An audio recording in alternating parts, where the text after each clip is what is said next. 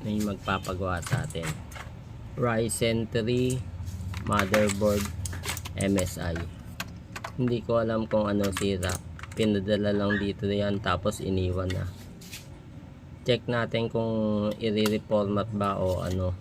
Wala akong idea kung anong problema nito. Ikabit natin lahat ng parts na kailangan. Pasensya na kayo, makalat ngayon sa working place ko.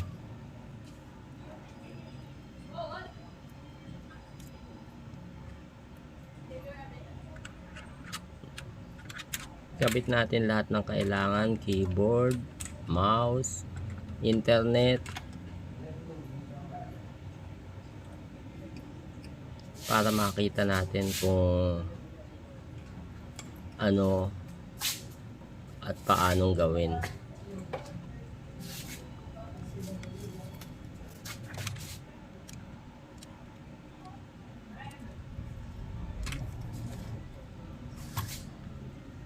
Ang pinadala sa atin ano lang, motherboard at yung SSD nya.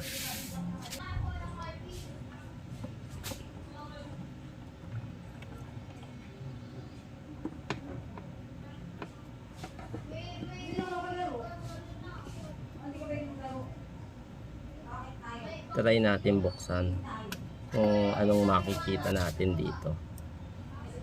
Bakit dinala? Ingat lang po sa pagsundot sa power switch. Pag hindi alam, tignan nyo muna sa Google o sa manual ng motherboard nya. Ang tagal mag-boot. Ayaw niya mag-boot.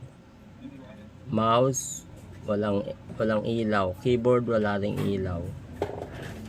Patayin muna. Una nating i-check ay ang kanyang memory.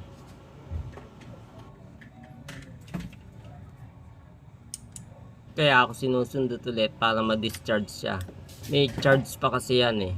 Lalo na magtatanggal tayo ng memory. Kailangan natin i-discharge. Para safe lagi ang pagkilos natin. Linisin muna natin ang memory tinanggal. Baka sakali.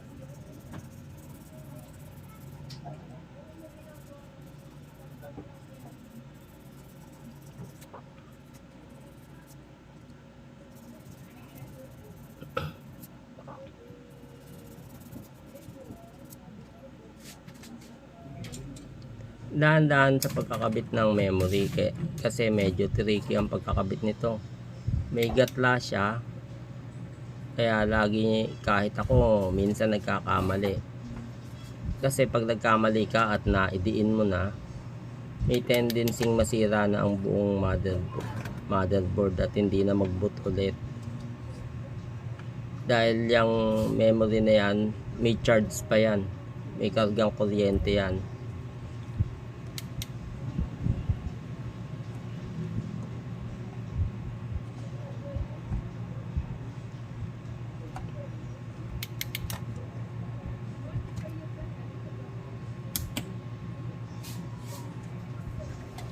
Siguraduhin pasok na pasok, huwag naman masyadong kadiinan.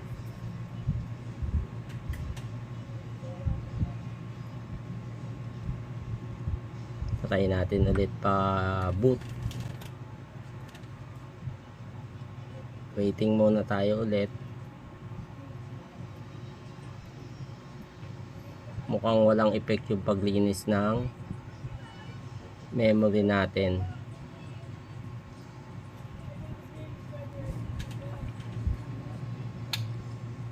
Tanggalin natin ulit yung memory. Hanap tayo ng kaparehas niyang memory para ipantest.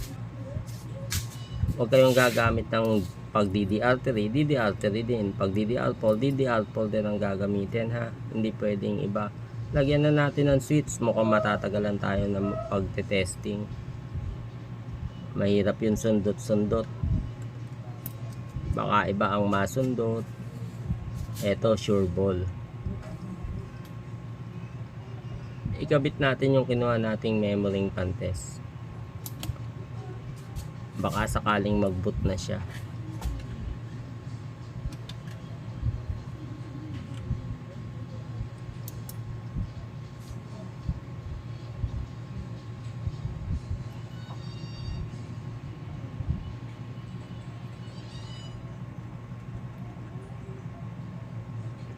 Mukhang ayaw pa din. Subukan natin itong susunod na method, baka sakali. Kasi yung mga bata habang nagbuboot yung computer, pindot ng pindot, minsan yung function key ang napipindot, nababypass tuloy yung deep freeze kasi hindi pa active yung deep freeze, pindot na ng pindot. Tanggalin natin yung CMOS battery para mabalik siya sa default. Sana mag-work siya, dahil yung susunod medyo mahirap na.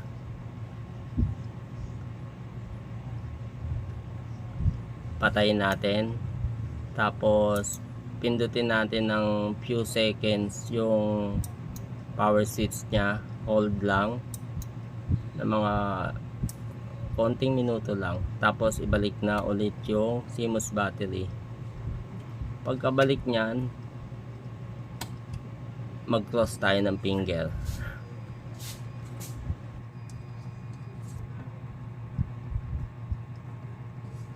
Ibalik na natin yung original na memory nya para malaman natin kung sira ang memory nya.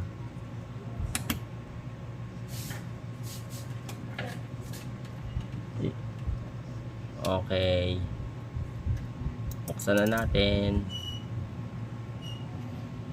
Oy, magandang sinyalis to. Nag-ilaw ang LED ng keyboard, bumukas din ang monitor, pati ang mouse umilaw na rin.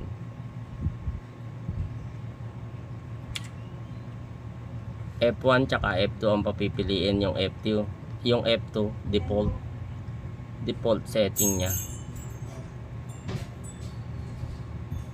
Yun sinet natin sa computer. Nakapang ibang bansa pa. Okay na to, mukhang wala ng problema, pero checkin pa natin kung may makita tayong ibang problema. Sana wala na, para makuha na may ari ito.